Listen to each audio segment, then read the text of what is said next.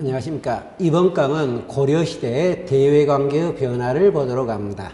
자, 대외관계 변화라고 이야기를 하는데 어떤 나라와 대외관계를 맺고 있느냐. 먼저 고려시대의 포괄적인 외교관계를 보도록 합니다. 칠판을 보면서 이야기하도록 합니다. 제일 처음에 고려가 외교관계를 맺었던 나라는 5대와 제일 처음에 교류를 맺기 시작을 합니다. 그러다가 송나라와 교류를 맺어요. 5대 10국을 통일했던 게 송나라거든요. 송과 교류를 맺기 시작을 합니다. 다음에 거란과 교류를 맺고 있어요. 그 다음 여진과 교류를 맺기 시작을 합니다. 자, 여기 거란과 교류를 맺을 때는 어떤 형태가 나오느냐. 거란족의 몇 차 침략이 나오게 되냐면 3차 침략이 나오고 나서 거란과 외교관계를 맺게 되는 거고, 여진과 교류를 맺게 되는 것은 여진족한테 우리나라가 뭐냐면 여진족한테 사대를 수락하는 거죠. 그 전에 윤관에 무슨 사건이 나오게 되냐면 동북 구성이 이때 나오게 됩니다. 이게 12세기였고 13세기 때는 몽골과 교류를 맺게 되는데 이때는 몽골족이 침략을 하게 됩니다. 이때 몽골의 나라 국호가 어디입니까? 원나라고요. 여진의 국호는 뭐고요? 금나라고요. 거란의 국호는 뭐고요? 요나라가 되겠습니다. 고려 말에 우리나라와 교류를 맺은 나라는 명나라와 교류를 맺게 됩니다. 근데 이 무렵에 이민족 침략으로 나오는 것이 등장하면 홍건적의 침략이 등장합니다. 홍건적은 중국 한족이 원나라에 반대해서 나왔던 난을 이야기하는 거예요. 북쪽에서 우리나라에 침략했다는 거고, 남쪽에서는 누가 침략한다? 외국, 일본이 침략하고 있었다. 자, 그러면 여기 흰거로 쓴 것은 고려시대 우리나라가 수교관계를 맺은 것을 이야기하는 거고, 이쪽 빨간 것은 결론은 뭡니까? 고려시대 우리나라를 침략한 내용을 이야기하고 있는 거예요. 그러면서 이 내용이 나오게 되는데, 이 단원에서 우리가 시험 문제로 어느 정도 쓰는 게 어디가 쓰고 있느냐. 거란족의 침략 과정에, 거란족의 침략, 3차 침략은 아니고요. 1차 침략 때 이야기입니다. 서희와 소소녀 관계, 외교 관계가 첫 문제가 나온다. 이것 머릿속에 넣으시고, 이것보다는 좀 더 약하지만 또 어디서 나오느냐. 윤관의 동북 구성과 관계되는 게 시험 문제거리가 등장하는 겁니다.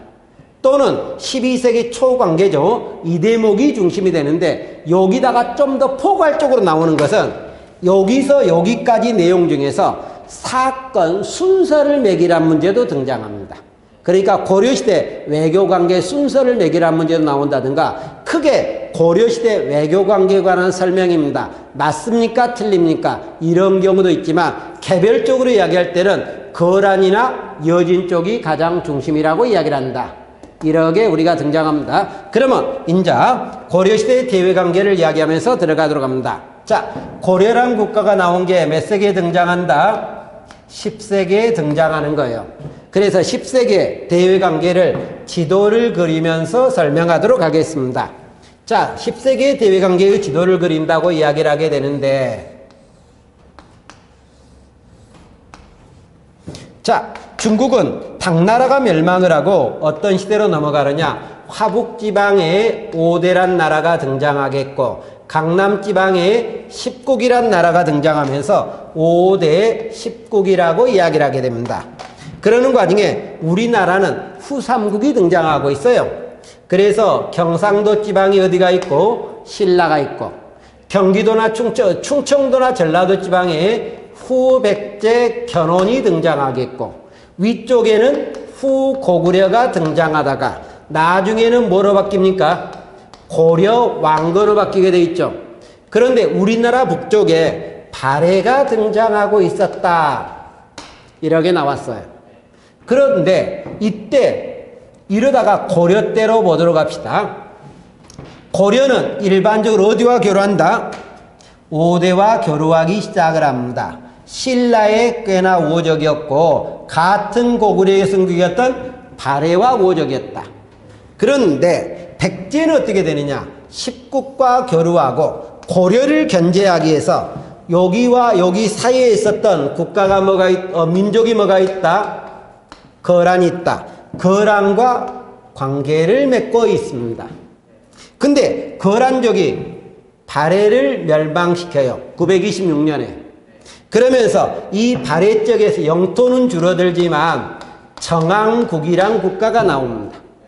그러겠고 이 후삼국 안에서 우리나라 안에서는 처음에 누가 멸망한다? 신라가 935년에 나라를 전쟁으로 한 게 아니고 그냥 줘버리고 후백제가 고려의 공격을 통해서 어디서 전투에서 깨진다? 선산 전투에서 깨지면서 다른 말로 일리천 전투에서 깨지면서 후삼국은 소멸되고 있었고 고려 왕건이 통일하기 시작을 합니다. 자, 그러면 고려 왕건이 통일하다 보니까 고려란 국가가 나오게 되겠고 외교 관계를 잠깐 보류합니다. 고려란 국가가 나오고 있다. 이때 영토는 대동강에서 원산만까지예요. 자, 고려 왕건, 이 고려가 통치하고 있었다. 이렇게 나옵니다. 근데 고려 왕건 때는 5대와 교류해요. 근데 왕건 말년에 고려 왕건은 북진 정책을 한다 그랬어요. 그래서 영토가 좀 확대됩니다. 어디로? 청천강에서 영흥만까지 좀 확대되고 있었다. 이게 왕건의 북진 정책의 영토 확대입니다. 자, 그런데 북진 정책을 하다가 나중에 고려 광종 때 가면서 5대 10국을 통일한 나라가 어디가 나온다? 송나라가 나와요. 근데 고려 광종은 송과 교류를 맺게 됩니다. 이렇게 합니다. 그러면 뭐 타고 가야 됩니까? 배 타고 가야 되겠죠, 결론적이요. 그래서 고려시대는 예성강 입구에 있는 평난도가 최대 무역항이라고 이야기를 합니다. 친송정책을 하면서 북진정책을 하는 거 당연한 거예요. 근데 고려가 송과 교류를 맺은 이유는 경제 문화적인 목적이라고 이야기를 하면서 선진문화 수용이라고 이야기를 한다. 그런데 송나라가 우리나라와 교역한 이유는 정치 군사적이라고 이야기를 하면서 북방민족을 견제할 목적이라고 이야기를 한다. 이러면서 외교관계가 등장하고 있는 거예요. 그러다가 이 거란족이 누구를 멸망하냐? 정왕국을 멸망시켜버려요. 그러고 나서 여기 송나라를 공격해야 되는데 고려와 송나라는 어떤 관계입니까? 우호적 관계죠. 그래서 배후 문제를 없애기 위해서 거란족이 우리나라를 몇 번 침략한다? 3번 침략한다. 그래서 거란의 3차 침략이 등장하는 거예요. 거란의 1차 침략 성종 때입니다. 2차 침략 현종이에요. 3차 침략도 현종 때라고 이야기를 합니다. 그러나 시험 문제는 어디에 주류라 그랬습니까? 1차 침략에 주류라 그랬어요. 자, 그러면 고려 성종 때 거란 1차 침략을 하는데 이유는 고려는 무슨 정책을 하고 있었다? 북진 정책을 하고 있다 보니까 거란과 갈등을 할 수밖에 없다는 겁니다. 또 하나는 고려는 친송 정책을 하고 있었다는 거예요. 거기에 대한 불만성을 갖고 있다. 그래서 거란족의 누가 침략하냐면 소배의 아미가 침략을 하게 됩니다. 이때 우리나라가 굉장히 전쟁에서 깨지기 시작을 하는 거예요. 그래서 고려 조정 내에서 땅을 활량하고 국가를 유지하자는 할지 걸항론이 등장하게 됩니다. 이 할지 걸항론이 등장했지만 이때 서희가 외교론을 주장해요. 그래서 고려 성종은 서희와 소손영 간의 외교적 담판을 이야기하게 되는데 옆에 날개 쪽에 서희와 소손영과 서희의 외교적 담판이라고 이야기를 하고 있어요. 여기서 내용을 그대로 읽고 나서 설명하는 방법을 취합니다. 네모 1번. 소손영 말이에요. 고려는 신라 땅에서 일어났는데 우리가 소유하고 있는 고구려 땅을 침식하고 있으니 고려가 차지한 고구려의 땅을 내놓아라. 또한 고려는 우리나라 땅에 인접하고 있으면서도 바다를 건너 송을 섬기고 있으니 송과 단교하는 뒤에 우리와 통교하라. 그러니까 영토 팽창에 대한 북진 정책에 대한 불만, 친송 정책에 대한 불만을 이야기한 겁니다. 네모 2번은 서희의 답변입니다. 우리나라는 고구려 계승국이고 고구려를 계승한 국이고 고려라고 평양에 도읍을 하였으니 만일 영토 경계를 따진다면 그대 나라의 동경이 모두 우리의 경내에 있거늘 어찌 침식했다고 할 수 있다. 자, 그러면 서인은 고려는 어느 나라 계승국이다? 고구려 계승국이니까 너그 수도도 내 땅이야 이렇게 반박하고 있는 거예요. 계속 갑니다. 또한 압록강 내외도 우리 경내인데 지금 여진족이 왈가하여 그대 나라와 조빙하지 통하지 못하고 있다. 잠깐, 지금 우리나라와 네 나라 사이에 어느 민족이 지금 난리치고 있다? 여진족이 난리치니까 지금 네 나라와 교역을 못하고 있는 거야 이런 말입니다. 계속 갑니다. 자, 만약에 여진족을 내쫓고 우리의 땅을 되찾아 성보를 쌓고 도로가 통하면 조빙을 하겠다 이렇게 나왔습니다. 그러면서 즉 소손용이 이야기했던 말에 대한 서희는 거기에 대한 반박을 하고 있는 겁니다. 그러면서 서희가 뒤에 붙인 말이 있습니다. 나 고려 조정이 가서 너그 나라와 교역할 수 있도록 할게. 나도 뭔가 주라. 그러니까 이때 소손용이가 준 게 뭐다? 강동 6주를 주는 거예요. 그러다 보니까 고려가 처음으로 압록강에 진출하는데 강동 6주, 압록강 하류에 있는 겁니다. 자, 이러면서 우리가 이때 강동 6주를 차지하지만 서희도 뭔가 준 게 있어야 될 거 아니에요. 그래서 조건으로 뭐를 주게 되냐면 단송 친효를 주게 되는 겁니다. 송나라와 국교를 끊고 거란과 교류하겠다 이 말이에요. 그러면서 이것을 받아갖고 옵니다. 근데 고려 정책이 안 바뀌네요. 그러면 거란족은 어떻게 되겠습니까? 기분이 쎄하겠죠, 결론적으로. 이러면서 등장하고 있다. 기분이 별로 좋지 않다는 이야기예요. 이렇게 나오고 2차 침략 현종 때 나오게 됩니다. 1010년이라고 하는데 그러면 이것은 원인 첫 번째 단송 친효를 행한다 안 행한다? 안 행하니까 기분 나쁘다. 침략하는 원인이에요, 결론적으로.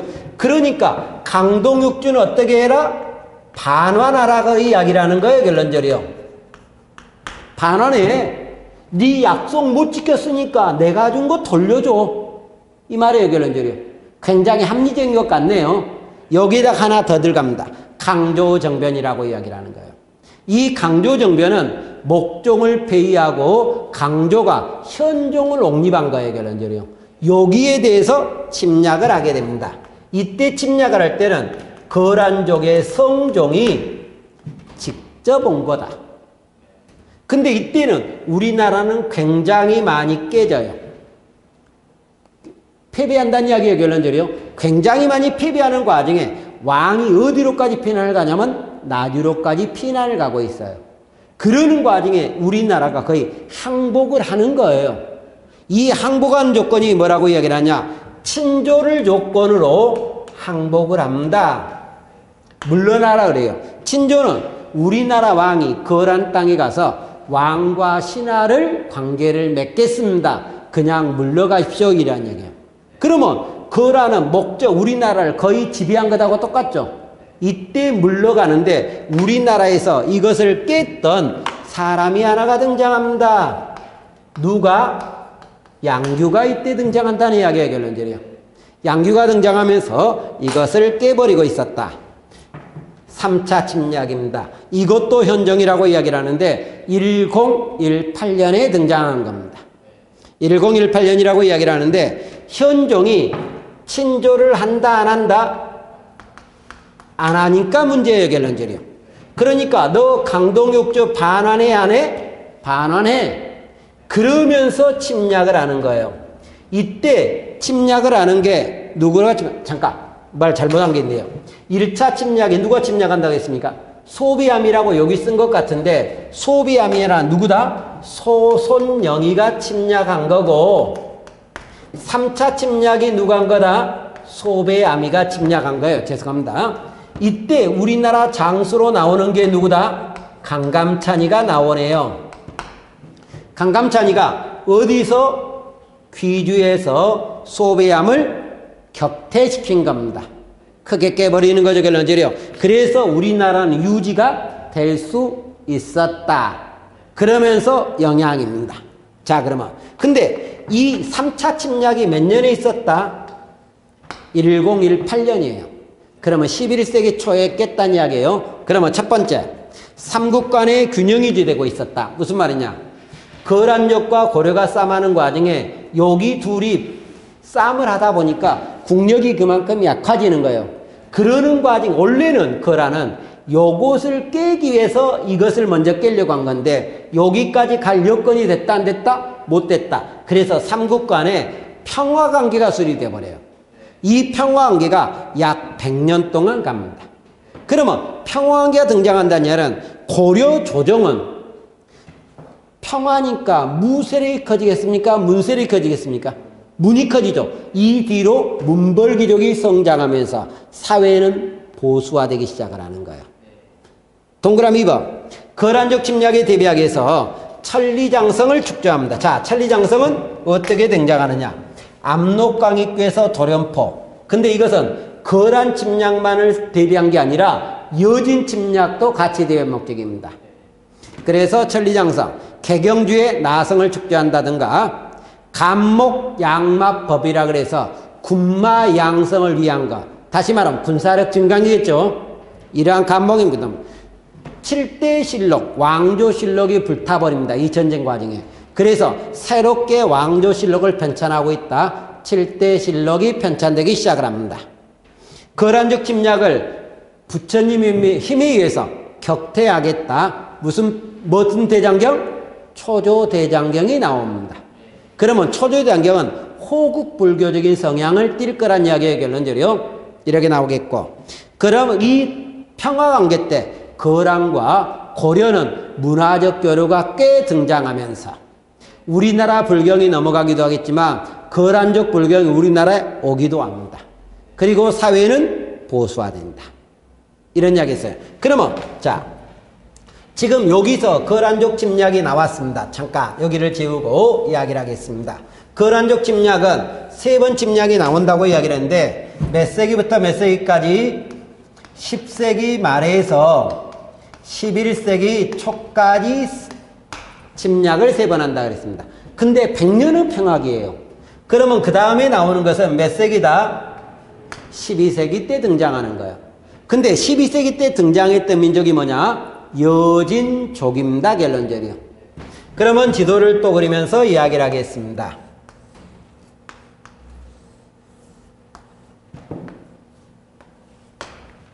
고려의 영토가 지금 어디까지 있냐? 압록강입구의 도련포, 이게 천리장성이네요. 그러면 요 밑에 있는 게 고려가 등장하게 됩니다. 이쪽에 송이 있어요. 여기에 거란이 있어요.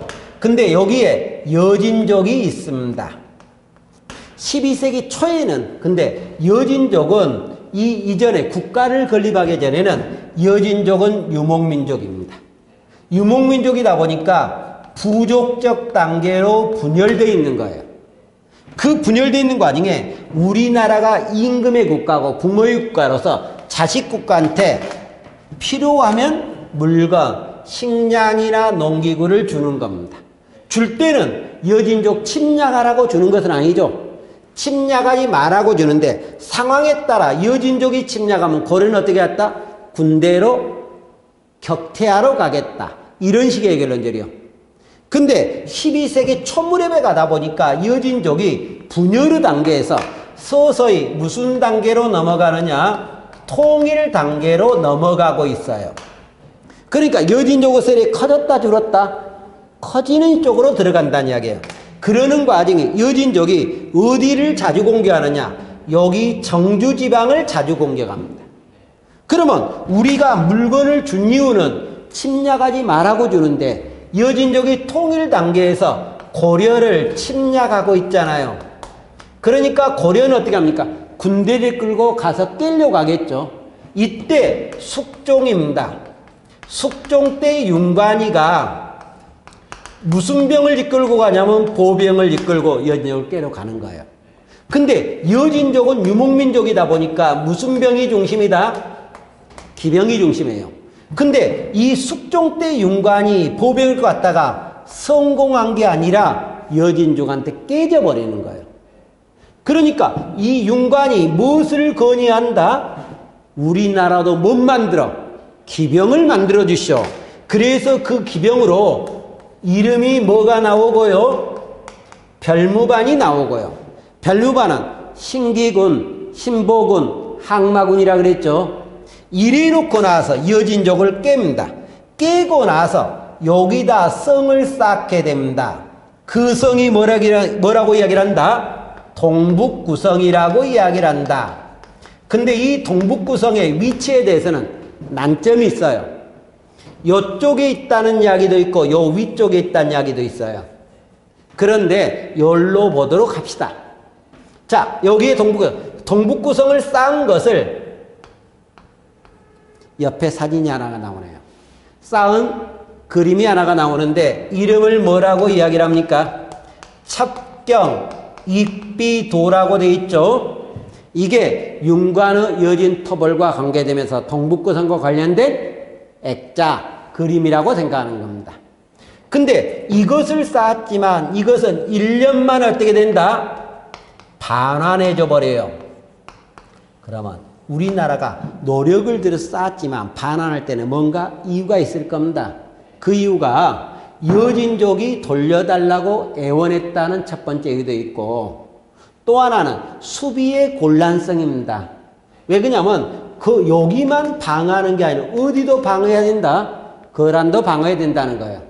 그래서 어쩔 수 없이 돌려주게 됩니다. 돌려주고 나니까 인자 여기서 여진족이 국가를 키우는 거예요. 그래서 금나라를 1115년에 금나라가 건립이 됩니다. 이제 국가까지 나오는 거예요. 그래 놓고 나서 금나라가 건립되고 나서 송나라와 요 금나라가 연합을 해서 거란족을 깨버립니다. 이게 1125년입니다. 그리고 26년에 고려한테 무엇을 요구하고 있었다? 4대 관계를 요구하고 있어요. 근데 26년이면 우리나라는 뭐냐? 이자겸은 안이 있을 때예요. 그러면 이자겸을 이야기할 때 금의 4대를 이자겸은 승낙한다 그랬어요. 왜? 자기 정권을 유지하기 위해서 승낙을 한다 그랬습니다. 그러면서 나오고 있다. 북진은 좌절됩니다만은 그래서 승낙하고 그 다음에 여진족은 송나라를 패러 가요. 그러니까 송나라가 전쟁에 지면서 어디로 갑니까? 남쪽으로 도망을 가요. 천도예요. 그래서 남송이 나오면서 여기를 고려를 놔두고 위쪽 이렇게 지배하는 게 여진족이라고 이야기를 한다. 여진족이 지배한다. 이게 12세기 때예요. 13세기로 넘어가게 됩니다.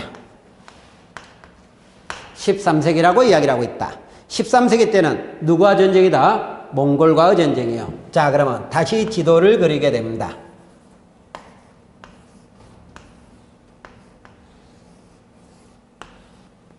여기에 남송이 있습니다. 여기는 고려가 있습니다. 고려 영토는 아직까지 압록강 있고 도련포로 보도록 합시다. 왜? 동북구성은 반환시켰으니까.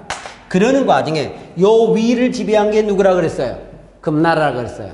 근데 금나라가 세 개로 쪼개집니다. 여기에 금나라가 있어요. 여기에 동진국이 있어요. 예전에 이쪽은 누구 땅? 거란족 땅이잖아요. 여기에 대요수국이 나오게 됩니다. 근데 이 위쪽에 어느 나라가 등장한다? 몽골 원나라가 등장합니다. 이러면서 우리가 나오고 있다. 그런데 이 몽골이 밑으로 내려와요. 대여숙을 공격합니다. 그러면 대여숙이 몽골은 거의 동양을 다 점령한 거예요. 그러면 요 대여숙은 몽골의 침략을 깬 것은 아닐 거고 그래서 이렇게 우리나라로 왔을 겁니다. 근데 여기서는 우리나라로 온 게 가장 큰 의미가 있습니다. 이때 거란족이 우리나라에 몇 번 침략한다? 2번 침략합니다. 첫 번째 침략은 우리나라가 깹니다. 근데 두 번째 침략 우리나라가 못 깨요. 못 깨다 보면서 어디 하냐? 거란족이 강동성을 점령을 해버립니다. 압록강 깨는 거예요. 그러면 우리나라는 강동성을 뺏겼다는 거예요. 강동성을 뺏긴 겁니다.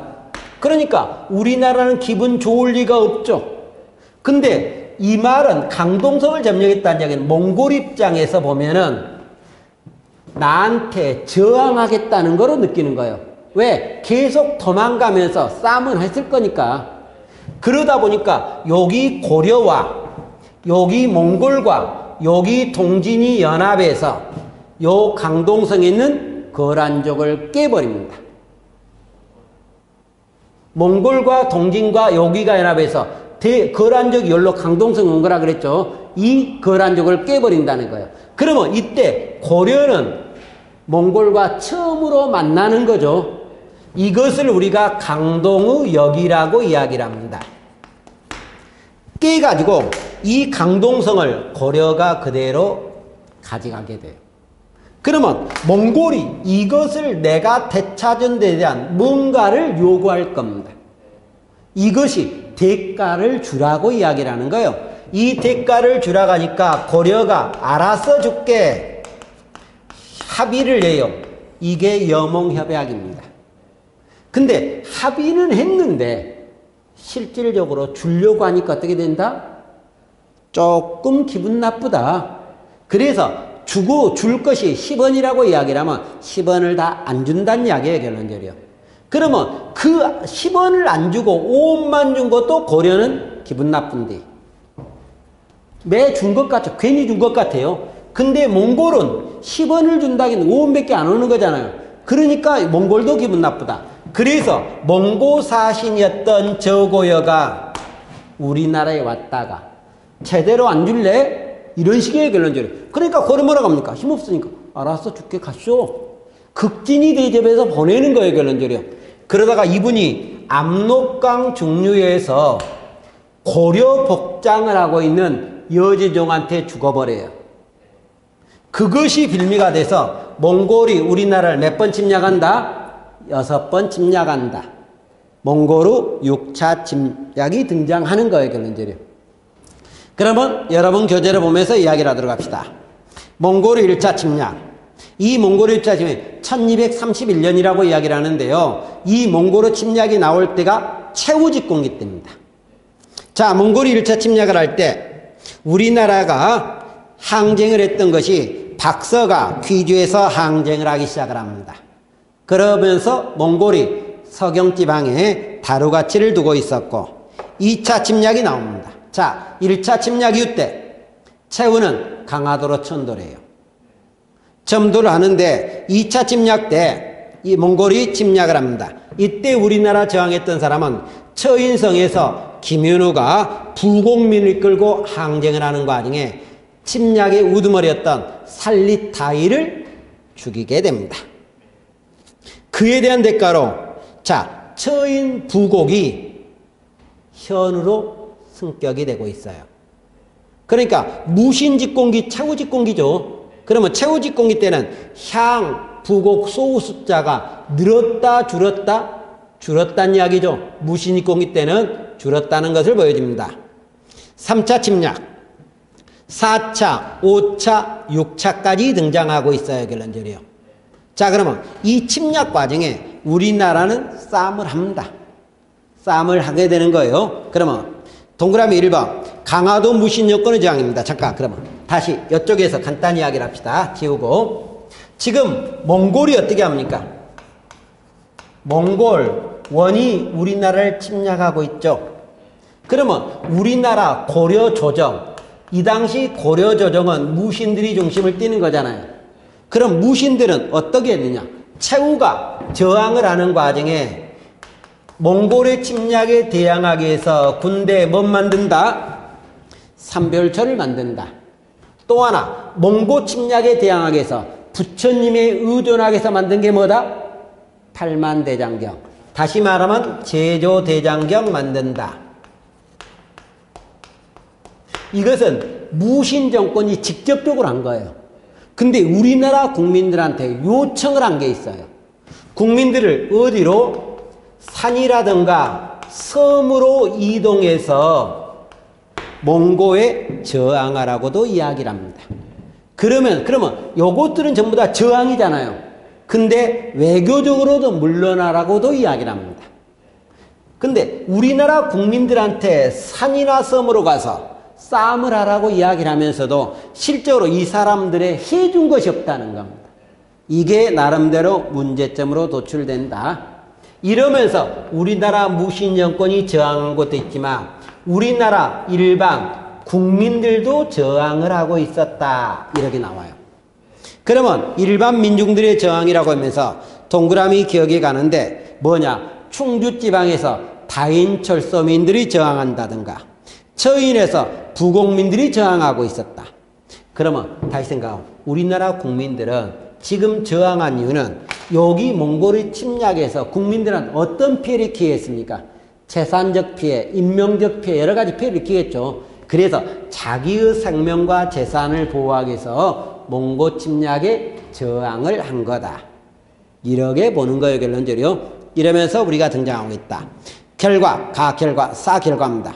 그러면 몽골의 전쟁 과정에 우리나라는 굉장히 오랜 기간 6차례 전쟁까지 나왔잖아요.